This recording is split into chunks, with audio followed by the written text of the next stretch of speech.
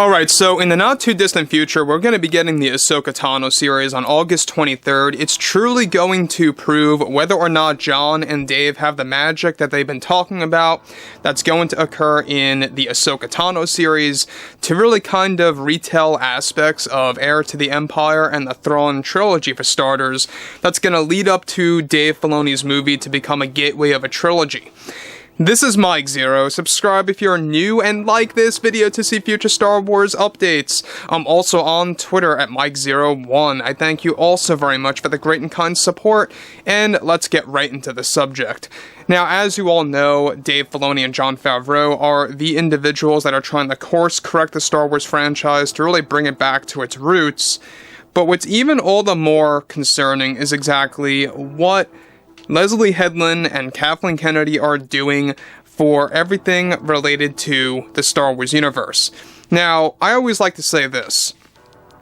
I always like to view it like this when it comes to Star Wars. The value projects are as rare as they come. In fact, they are as rare as $2 bills. But what's so non-existent is everything related to masterpieces that really stand out like Empire Strikes Back. That is pretty much non-existent nowadays by Disney as much as a $3 bill. Now, when you look at everything related to Leslye Headland here, this is where things get really bad because she talks about Luke Skywalker. She goes on the subject about how Rian Johnson did such a fantastic job, all these different things that really make absolutely no sense. So let's tap into all of this when she was promoting the Acolyte. Now, with the Acolyte still slated for its 2024 release date window, showrunner Leslye Headland has been discussing her view on George Lucas, along with the Star Wars fandom. Now, recently, Headland got on the subject of her love for Rian Johnson and what he did with Luke by stating the following. Well, to be quite frank with everyone, Rian Johnson is a visionary. The Last Jedi is a masterpiece. I don't care what anybody else says, but I think it's better than The Empire Strikes Back and had a better twist than anything that came before it. Luke needed to die. He deserved to die, and it was finally about time not just for the story, but for the twist that Rian was setting up to be told. That Luke wasn't really there was inspiring. Luke needed to perish for that twist to blossom, and I thought it was brilliant. Excellent filmmaking. I will never understand the toxicity in the fandom labeling Rian as a destructive filmmaker. He just was being a pioneer with the Star Wars brand and creating something that was never done before. Alright guys, let me just take it back for a second. Now, for those of you that do not know Leslye Headland, I pointed this out yesterday, go ahead and search up Leslye Headland Star Wars Celebration 2023 after this video or whenever you please. I can't stress this enough. Go ahead and look her up. You're gonna cringe when she walks onto stage. You're gonna cringe over her fake crying at like the last portion of the video. You'll see exactly what I'm talking about. A lot of fans don't like Leslye Headland for two reasons. Number one, earlier on, when she was creating Russian Doll, she was questioning about Star Wars, and she couldn't even name a Star Wars movie. And then, magically, when she gets signed on for Lucasfilm, she's this long fan. She's this lifelong fan of the expanded universe. And you know what's funny? In that interview for Star Wars Celebration, she's questioned by the correspondent, where the interviewer says all these different things, and Leslye says, Star Wars saved my life, and she begins to fake cry, by the way. Well, how did it save your life, Leslye? That's the biggest question I'm asking.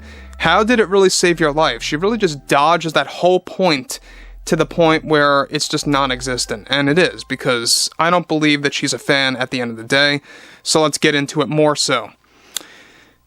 What Luke did was the most selfless thing a Jedi could do. Okay, maybe it was. But this is the problem. She goes on to state, the ultimate act of misdirection to save his friends and allies. Luke doesn't need to be this almighty Jedi that can take down AT-ATs and use the Force in a violent way. Rian did something that made Luke so innocent, and I love that. That's the type of twist I long for, and we are doing something similar, just like that in The Acolyte. For me, Last Jedi was used as a template for The Acolyte, as far as filmmaking goes, and becoming a pioneer in the franchise. It's something as a filmmaker you want to chase and succeed with, and all the naysayers can just sit in their basement and mind their own business. This doesn't concern them. We are here for the fans, the real fans, that value the art of filmmaking. That's the key. That's the trophy to obtain. Alright, so again, before I get to the next segment here, I want to just pull something for you guys, is that we know that there's a lot of problems with Leslye Headland and her view of Star Wars, and we've gone over this several times. She doesn't like George Lucas. She doesn't value him. She believes that fans that even focus on George Lucas too much are basically misogynists. She's said this before in the past, years ago, and she's also said that people that value or overvalue George Lucas are people that just have a very close mind, or very close-minded and not open-minded. Alright, just to be clear about that. And at the end of the day, let's be honest here again, George Lucas is the only person that understands Star Wars through and through, down to the bone, down to the core, because he is the guy that made this thing. Sure, maybe the prequel trilogy wasn't what you expected back in the day, and maybe it's not as good as the originals, but there's no doubt about it that Star Wars truly is only understood to its deepest level by George Lucas. And even if you look at the prequels, they feel more Star Wars-y than the sequel trilogy ever will. And look, guys, I pointed this out several times. We know Rian Johnson ripped off The Last Jedi, ripped off another franchise for The Last Jedi. I pointed this out yesterday too. Escape from LA's ending was literally shot for shot The Last Jedi ending. Go ahead and look it up. There's a comparison on the internet. And it's funny because I actually noticed this right when I saw this in the theater. I was actually going to create a comparison some months later, but they beat me to it.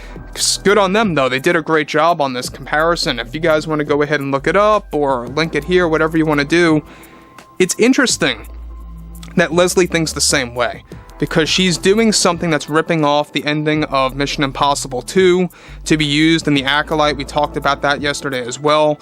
She's got the same mindset as Rian Johnson. It's not that they're really good filmmakers, but they know how to take scenes from these movies that maybe aren't super well known among the masses, and then they use it for their Star Wars film or their Star Wars show, to where it kind of just goes over their head. It went over the minds of a lot of people out there, so that's why I'm pushing this. Go ahead and check out The Last Jedi versus Escape from LA. I think that you're going to have quite an interesting watch or viewpoint of that. So, again, as I pointed out earlier in that interview, Star Wars Celebration 2023, Leslye Headland, it's going to give you a better idea of who she really is, what she's all about, and just the overall structure of what she thinks Star Wars is really about. So, again, I think that The Acolyte is going to be The Last Jedi 2.0 for those two reasons alone. She is a mega Rian Johnson fan. She loves The Last Jedi. She thinks it's better than The Empire Strikes Back, of all things, which is an atrocity. So guys, I would like to hear what you all have to say about this below in the comments, and if you guys did enjoy the content for today, make sure to drop a thumbs up on this video to support the channel, and I will catch you guys next time.